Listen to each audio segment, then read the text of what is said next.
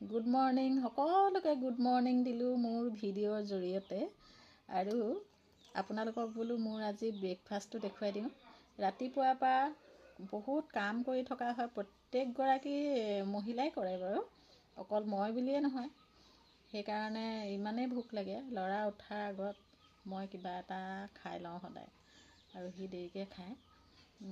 আজি থালিখনত লৈছোঁ মই, আজি এটা বেলেগ টাইপত লৈছোঁ দেই।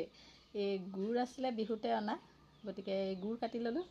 কালি আকৌ আমাৰ গাঁৱত নাম হৈছিলে, প্ৰসাদৰ লগত কল আহিছিলে, জেহাজী কল এটা ল'লোঁ।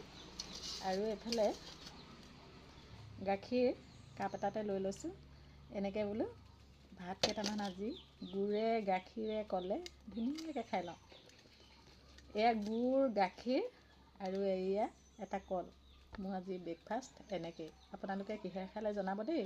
সকলোকে পুনৰবাৰ মই গুড মৰ্ণিং দিছোঁ।